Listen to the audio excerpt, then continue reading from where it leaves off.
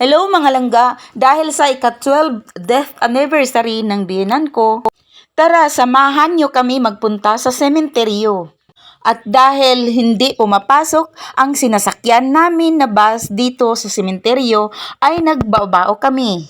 Ito nga pala ang plaza ng Camp Phillips Bukidnon papunta sa sementeryo kung saan ito ay madadaanan mismo. Ito ang makikita ninyo na Carabao Grass.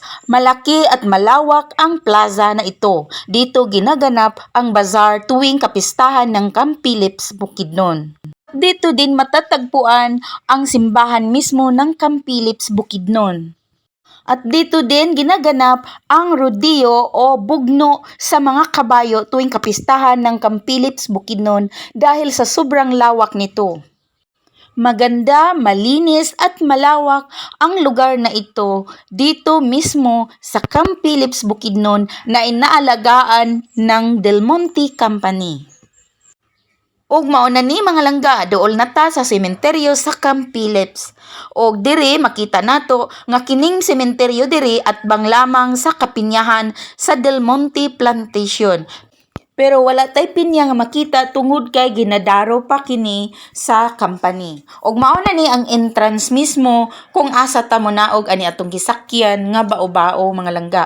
Tungod kay dili na makasulod ang bisan unsa nga sakyanan ka aduna nay ginabutang nga puthaw ang entrance mismo.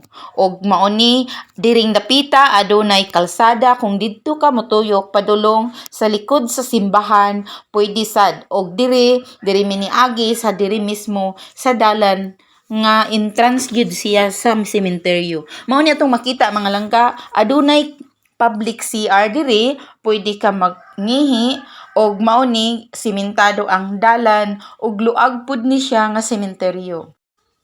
Sa una mga langga, sa dihang buhi pa si Habi, magmotor jud mi ug pwede ra kaayo nga isulod dinhing dapita ang motor hantod tungod mismo sa lubnganan. Pero kay lagi nagbao-bao man ta, so taman ra gyud siya adtong adunay ilang gibutang nga puthaw. So mauning naginahinay mig baklay ani, medyo okay ra pud kaayo kay wala man siya nag-init kay nagdag-um-dag-uman. Pero kulbaan na kay mi aning mga orasa mga langga kay basin kalit lang mobundak ang kusog nga ulan. Pero kay nadugay man lagi mi og anhi kay ning bayad pa mi sa water bill didto sa Manolo Fortits Bukidnon. So mauning nalangan mi pagpaingon namo dinhi.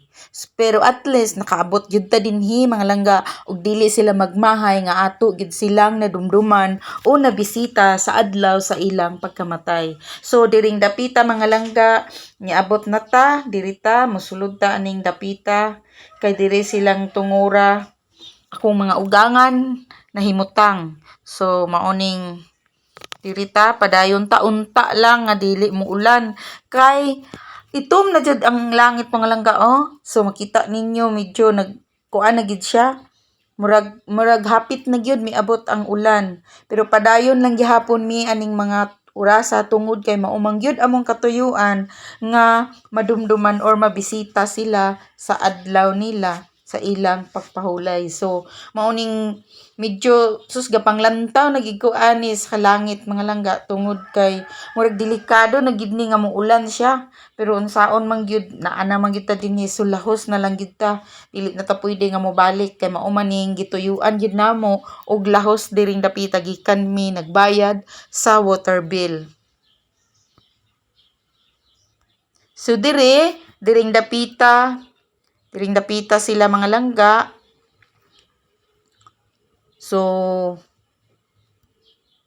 padayon lang ta sa pagbaktas mga langga kay medyo layo-layo gid sila gikan sa gate mismo sa entrance. So, diring dapita, asa ra ba to? Pangitaon pa nato mga langga asa ba mi ani mosulod. Murag unahan pa gyud siya gamay mga langga. So mauna ni mga langga diri na ta mosulod aning dapita. So diri mao ni siya medyo naapas sila sa unahan so kanang makita mauna na ang ilaha mga langga sa akong mga ugangan kanang nasa ubos sa lalaki kay una man siya og isa ka tuig ug kining sa ibabaw sa babae nako nga ugangan. So, limpyo ang palibot diri mga langga. Ginalimpyuhan, murag naaman siguro yung maintenance diri og limpyo. Kay limpyo man siya, walay mga sagbot. So, dirita, nagdiretso na jud ko ani og dagkot og kandila mga langga tungod kay gaitom na gid ang langit. Tuod di ay mga langga, wala nami nakapalit og bulak og hapit tungod kay nakita jud namo nga itom na gid ang langit. So kung nihapit pa mi, samot na gyud nga maabsan mi sa ulan. Kay maghapit-hapit pa man lagi og palit og bulak. So diretso-diretso na mi sa among lakaw gikan sa water district paingon diri napita. Og mao ning gidagutan na gid nako ang kandila diretso mga langga og mauning medyo nisugod na gid ang ulan og hangin. So wala tay mahimo kun dili magpasilong kay wa na ni bundak na gid ang ulan aning mga tungura mga langga. So manghinaot lang ta nga dili mapalong atong gidagutan nga kandila. So mauning ako na lang ning gipagdikit ang tulo ka buok kay aron medyo kusgan ang iyang siga kay miabot na gid taon ang ulan wa na gid tay mahimo ani. Laban kandila. Laban. Laban lang yun. Wala sa kay ulan. Laban na dyan siya mga langga o. Dagi siya mapalong. Tulong ang wadabot siya. May nakatindog. Gusto kay ulan pero kandila. Gagapon.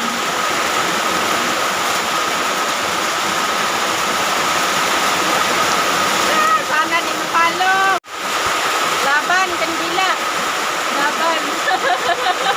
Laban lang yun. Wala sa kay ulan. Laban na dyan siya mga langga o. Dagi siya mapalong. Tulong ang wadabot siya. May nakatindog. Gusto kay ulan pero kandila. Gagapon.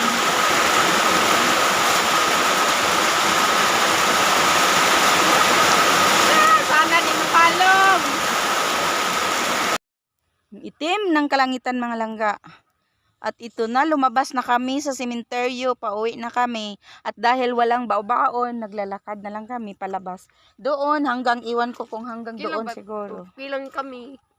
Okay lang kami naman mga langga. Ayos lang. Hindi talaga kami. Ayos lang mga langga. Ang itim ng kalangitan mga langga. Oh, nakakatakot. Grabe, sobrang itim ng kalangitan. Natatakot kami. Tama.